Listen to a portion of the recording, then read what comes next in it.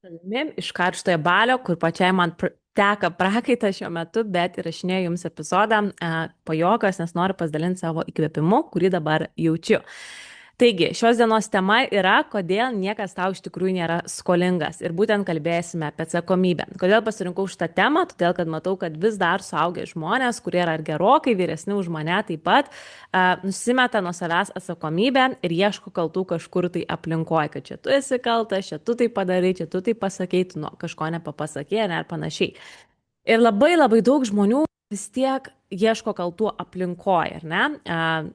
Ar tai yra labai artimi žmonės, ar tai yra valstybė, ar tai yra politika, ar ne, ir panašiai. Tai iš tikrųjų, kaip mes galim pradėti labiau prisimti atsakomybę ir nustoti ieškoti kaltų aplinkoje.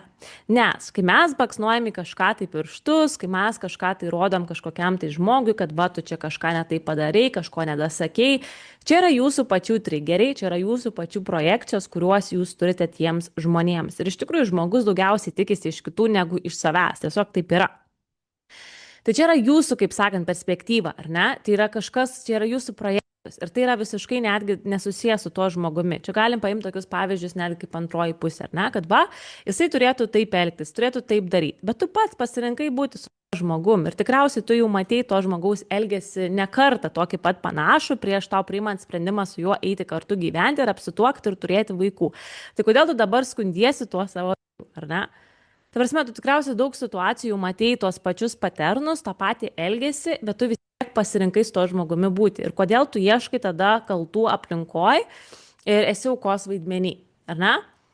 Nu tai vėlgi, jeigu mums kažkas netinka, mes turim galimybę kažkaip tai galvoti, kaip mes galim tai pakeisti, o ne vien tik tai skūstis ir nieko nedaryti vietoj to, ar ne? Arba kai būna žmonės, oi, čia man kažkas to nepasakė, nedasakė. Dažniausiai tas žmogus pasakė, dasakė, galbūt kai jisai įsigijo kažkokią tai prekę. Tas žmogus pats tos informacijos neišgirdo, neišklausė iki galo, ar ne, arba kažkaip kitaip ją interpretavo, nors jinai buvo visai kitaip pateikta. Ir tada vėlgi yra ieškoma kaltų aplinko. Bet čia yra mėlė, kur mes, nu iš tikrųjų, čia yra elgesys dar, kaip sakant, darželė kokiam nors, ne, kad čia va tas tai padarė, čia aš nesu kaltas, ne, ta prasme, tu esi žmogau už tai, ką tu šiuo momentu turi, toje situacijoje, kurioje tu esi, čia yra tavo atsakomybė. Tavo dabartinė pinigų situacija yra tikrai tavo atsakomybė.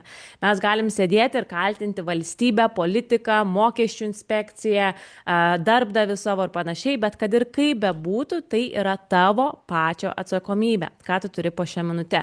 Na, tai yra tavo įdėtas darbas, pastangos, įgūdžiai, pasirinkimai, labai svarbus žodis yra pasirinkimai, nes ką mes patys renkamės, ką mes toleruojame, mes tą ir turime. Ir tada mes, aišku, galime ieškoti kaltų, kad va šitas yra kaltas, šitas yra toks ir toks, ar ne, bet iš tikrųjų tu pats pasirinkai, tu pats tai nusprendai daryti, tu pats tai pasirinkai tuo keliu arba toj situacijoje tai pasielgti, arba taip elgti su savo laiku, kurį tu turėjai. Dabar va tu turi tai, ką tu turi, ar ne? Bet mums žmonėms yra labai sunku tai pripažinti. Žmogui yra pats sunkiausias dalykas paimti ir pažiūrėti tiesai į akis, kad, nu, come on, čia galbūt aš kažką galiu išmokti šitos situacijos, ar ne, kad va šita situacija man reikėtų ne kaip tik va nusimesti nuo savęs viską ir užmesti ant to žmogaus, ar ant to tenais, nežinau, valdžios, politikos, dar kažko tai, bet iš tikrųjų pačiam pasėdėti ir pažiūrėti į veidrodį. Gerai, apmastyti labai gerai šitą situaciją, galbūt išrašyti žurnale ir jūs pamatysite labai daug dalykų, jūs pamatysit, nuo ko visos tos situacijos ir prasidėjo, ant kurių jūs dažniausiai skundžiatės. Pavyzdžiui, paimsim netgi tą pačią.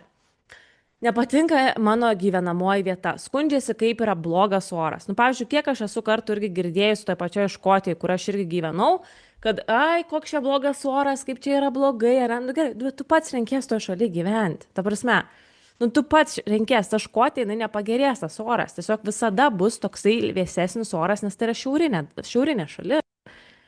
Nu tai kodėl tu sėdi ir dėjoji dėl to oro? Kodėl tu dar negalvoji, kaip tau iš ten išvažiuoti, galbūt ieškoti kažkokių tai galimybių?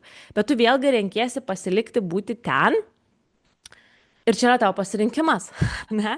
Tai čia gali būti toksai pavyzdys. Tas pats yra su darbais.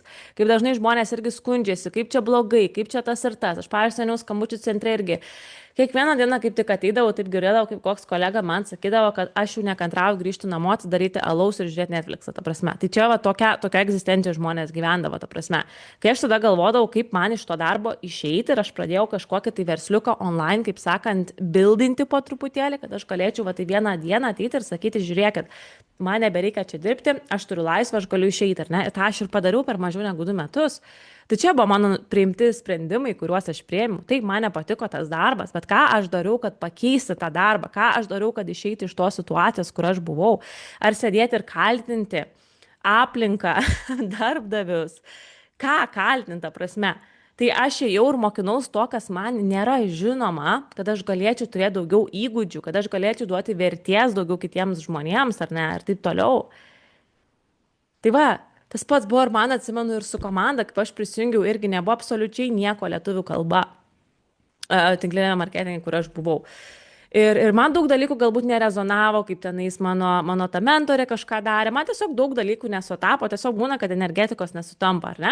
Vietoj to, kad aš sėdėčiau ir skūščiausi, kad žinai, jinai daro taip, čia va taip yra nefainiai, žodžiu ir panašiai. Aš ėjau ir galvojau, ką aš galiu sukurti savo, kaip aš galiu sukurti savo kažkokį tai judėjimą, kažkokias tai sistemas, kur žmonės prisijungtų ir jie gautų apmokymus, kur būtų viskas kitaip pateikta informacija, ar ne, kaip aš jaučiu, kad man atrodo teisinga. Aš nesakau, kad jos būdas yra neteisingas, bet man tiesiog tai nerezonavo. Ir aš pradėjau tai kurti, aš pradėjau tai paleisti į šviesą, ar ne?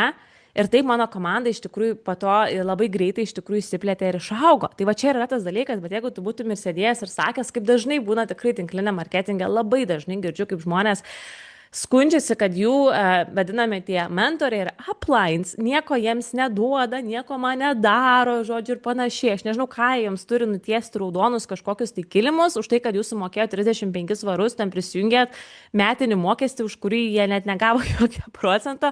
Ką jūs nori, kad jie ateitų su jumis gyventi, ta prasme? Nu, ta prasme, come on. Taigi, jie yra lygiai tokie patys kaip ir jūs, tai jūs turite tokią pačią galimybę ir jūs galite kažką daryti savaip, kad jūs sukurtumėte taip, kaip jums atrodo teisinga. Arba kai būna, va, aš irgi girdžiu kartais už nugaros, kažkas ten skundžiasi, kad čia kažkas ne taip. Tai gerai, tu eik daryk savo. Tai kodėl tu esi čia prie manęs, tu eik daryk savo, kodėl tu skundiesi apie mane, kai tu gali padaryti geriau, tau atrodo, kad tu gali padaryti geriau, tai kaip padaryk, ar ne? Tai va čia tokie tiesiog dalykai, ar ne, nu kasdieniški, aš manau tikrai. Jūs turit savo pavyzdžių, savo aplinkoj ir patys žinot ir apie save, ar ne? Ir patys žinot ir apie save lygiai taip pat. Taip kad čia yra toksai labai nudar tas mūsų vidinio vaiko elgesys, ar ne? Kad va, apkaltinam tą draugą, ar ne? Tą darželinuką, va čia jo kaltė, o aš esu, žodžiu, geras vaikas. Čia yra vidinio vaiko iš tikrųjų traumas pas daugelį žmonių ir apskritai. Visi suaugę žmonės iš tikrųjų yra vaikai tik tai su suaugusio kūno. Iš tikrųjų, nes daugelis žmonių net nespėjo, kaip sakant, išgydyti savo to vidinio vaiko ir jie išėjo tą visą suaugusių gyvenimą. Aš labai dažnai apie tai pagalvoju, nes labai dažnai, pavyzdžiui, žiūriu žmonės, kurie netgi yra už mane vyresni. Ir bekalbant su jais, aš matau, kiek pas žmonės yra daug iš tikrųjų traumų, daug yra liūdėsio, yra labai daug lūkesčių ant kitų žmonių, labai daug projekcijų kitiems žmonėms.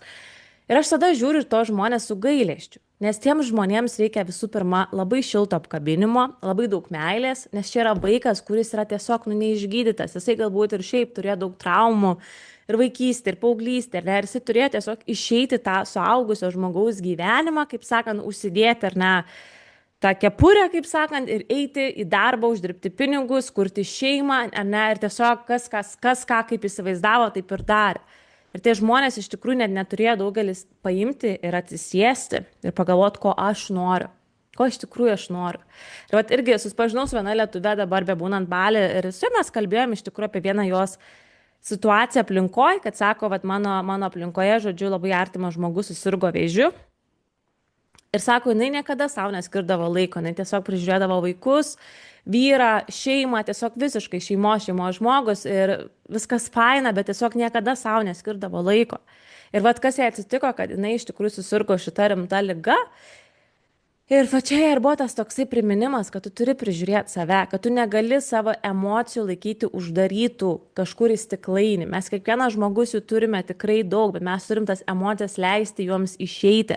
Tai gali būti žurnalo rašymas, gali būti išėjimas pasivaikščioti, gali būti vat, ėjimas į jogos praktikas. Tai yra iš tikrųjų nuostabus būdas susijungti su savo kūnu, paleisti labai daug į tiesiog paleisti tai, kas galbūt yra pas tave ir paleisti tas mintis, ar ne, ir išmokti jų, į jas, kaip pasakyti, taip neįsitraukti galbūt, ar ne. Tai kaip mes galim kasdien daryti tai, kad mes paleistumėm emocijas. Mes, pavyzdžiui, dabar jogos praktikose labai kiekvieną kartą išsirėkiam ir šaukiam ir juokiamės ir visko tikrai būna, nes tai yra pati geriausia terapija. Nes tos užspaustos emocijos mūsų kūne ir virsta liga. Ir ateina iš tikrųjų tikrai rimti iššūkiai žmonėms, kur reikia labai rimtai susimastyti. Ir bebūnant Balį teko girdėti irgi daug žmonių istorijų, kurie atvyko iš to materialaus, labai greito gyvenimo vakaruose, vėlgi išsibalansavę, žodžiu, lygos visokios ir taip toliau ir panašiai. Ir jie čia atvažiavo ir jie iš tikrųjų pakeitė savo gyvenimą visai kitaip, pradėjo valgyti, pradėjo įti vairias praktikas, pradėjo daugiau laiko skirti savo, praleisti gamtoj. Ir tie žmonės dabar visai kitokią turi savijautą ir sveikatą, iš tikrųjų, nes jie pradėjo daugiau laiko praleisti su savimi, savo tas emocijas, ar ne? Ir aišku, kaip kiti žmonės, bet būna ir pas mane prisijungia savigdos grupės ten kažkokias, tai ne? Ir, nu, aš žinok, neturiu laiko čia visiems tie video ir panašiai. Tai, mėlyjei, jūs darot video, jūs darot viską savo, jūs nedarot man, aš darau viską savo, dėl savęs. Aš dalinuosi žmonėms, kas gali jums irgi padėti. Bet aš pasakysiu jums taip tiesiai šviesiai. Čia yra ir su sveika mityba, ir su saviugda. Tau anksčiau ir vėliau vis tiek reikės pradėti domėtis, atrasti tam laiko. Jeigu ir dabar pas savęs yra viskas gerai, ir tu neturi tipo laiko viskam, anksčiau ir vėliau tau vis tiek reikės į tai pažiūrėti. Tiesiog tai bus. Nes jeigu tu savimi nesirūpinsi dabar, tau reikės pradėti rūpintis, kai jau bus kažkas tai ne taip. Pamatysi, tiesiog taip yra. Taip kad geriau praleisti laiką dabar, atrasti tą laiką, susikurti sąlygas, nes mes visi turim 24 valandas. Ir mes tiesiog turim skirtingus prioritetus. Ir tas visas galbūt social media scrollinimas, žiūrėjimas kažkokius serialus, tai tikrai išima labai daug laiko ir galbūt galėtumėm tą laiką mes sumažinti ir paskirti laiko daugiau savo. Tai vad, labai gerai pamastykit atsakomybę. Kur pas jumis yra atsakomybė, kurios galbūt trūksta, kurius labai dažnai kaltinat kitus žmonės, situacijas. Ir ką jūs darot, kad tiesiog galbūt savaitės eigoje pagaukit save, kai jūs dėl kažko tai skundžiatės, kai jums kažkas galbūt nepatinka ir jūs tiesiog išrašykit visą šitą situaciją.